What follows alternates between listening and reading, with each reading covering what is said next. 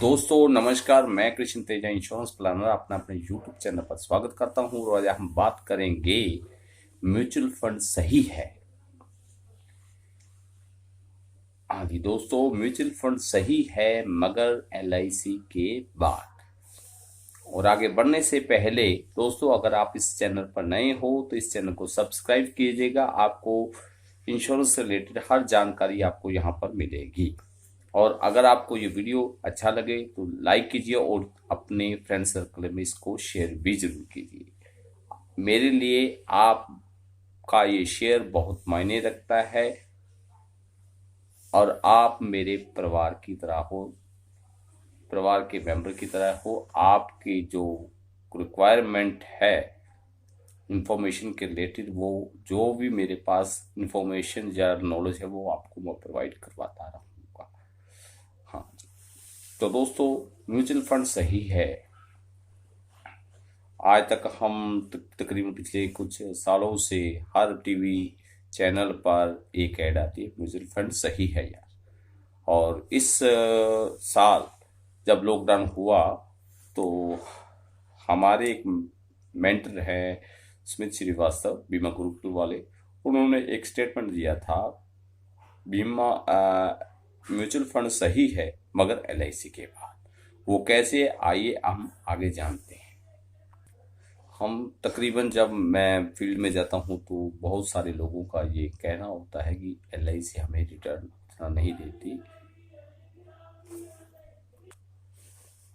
जब मैं तकरीबन फील्ड में लोगों से मिलता हूं और इंश्योरेंस के रिलेटेड, तो मेरे को ये तकरीबन ये सवाल किया जाता है कि एलआईसी रिटर्न कम देती है जबकि शेयर मार्केट में रिटर्न ज़्यादा है, म्यूचुअल फंड में ज़्यादा है, हम कौन से म्यूचुअल फंड में पैसा लगाएं।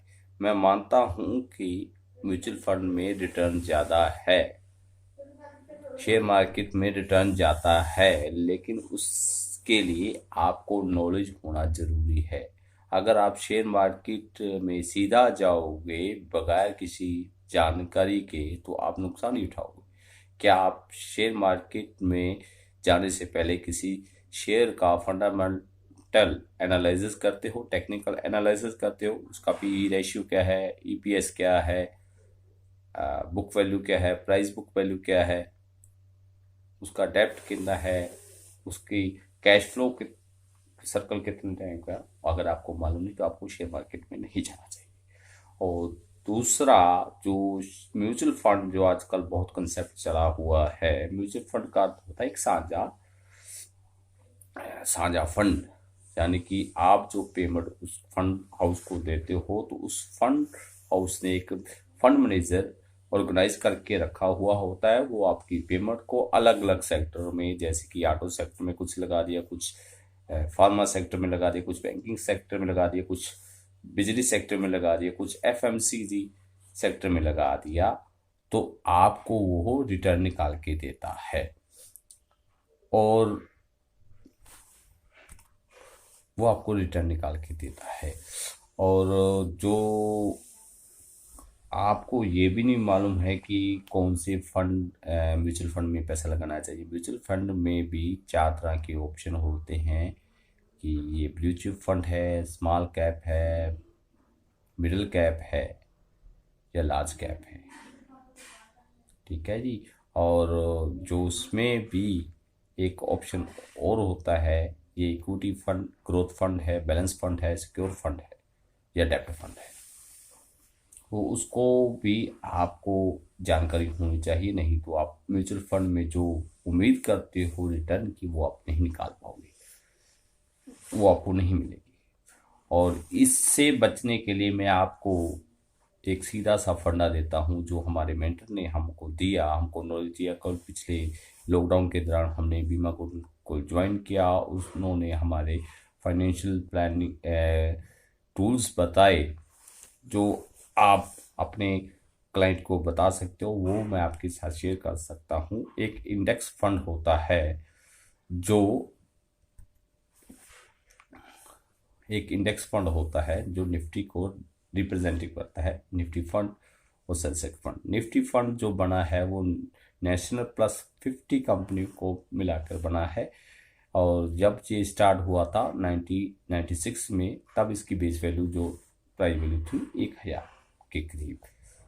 तो आज जो उसकी वैल्यू है, कल शुक्रवार को जब हुआ तो मार्केट बंद हुआ तो 14,500 के आसपास थी।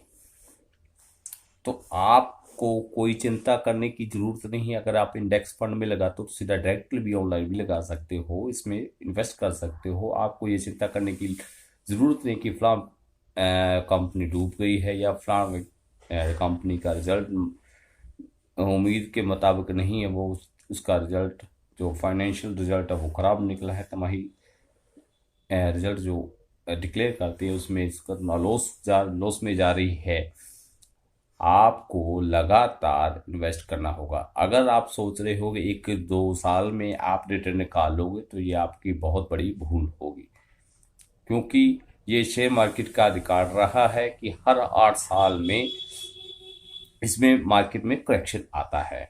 जब शेयर मार्केट अपने चरम पर होती है तब डरने की जरूरत है, जैसा कि अब अभी ये बबल बना हुआ है, कभी भी टूट सकता है।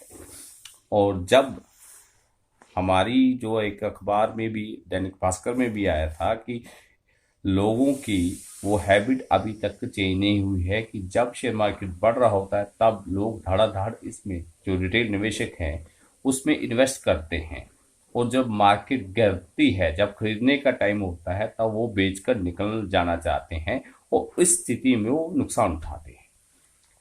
अगर आप शेयर मार्केट गिरे या बढ़े 15 साल लगातार इसमें इन्वेस्ट करते हो तो जो इंडेक्स फंड होता है, जो निफ्टी फंड है, वो निफ्टी में टॉप 50 कंपनी होती हैं जिनके रिजल्ट फाइनेंशियल तौर पर बहुत अच्छी कंपनी होती हैं, उनके रिजल्ट अच्छे होते हैं, उनकी ग्रोथ अच्छी होती है, उनको शामिल किया जाता है। और अगर कोई कंपनी खराब परफॉर्मेंस करती है तो उस कंपनी को बाहर निकाल दिया जाता है। उसके बाद वाली जो कंपनी जो अच्छा परफॉर्मेंस कर रही थी उसको निफ्टी में ऐड कर लिया जाता है, जैसा कि अभी कुछ दिन पहले, अभी कल की बात है, तो टाटा कंज्यूमर को निफ्टी में ऐड कर लिया गया है। तो उस स्थिति में आपको घबराने की जरूरत नहीं है कि हमारे फंड का क्या होगा। आप लगातार फंड कीजिए, इसमें लगाइए, आपको अच्छा रिटर्न मिलेगा। ये म्यूचुअल फंड सही है, मगर LIC के बाद मैं पार्ट 2 में ये वीडियो बना रहा हूं, क्योंकि ये एक वीडियो लंबा हो जाएगा।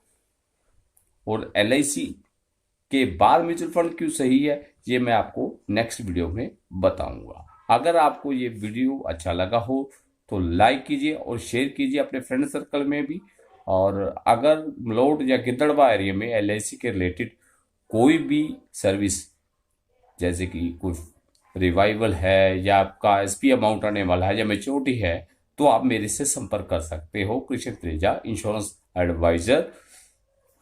और फ़ोन नंबर जो मेरा आपके स्क्रीन पर भी शो हो रहा है 7837107254। धन्यवाद।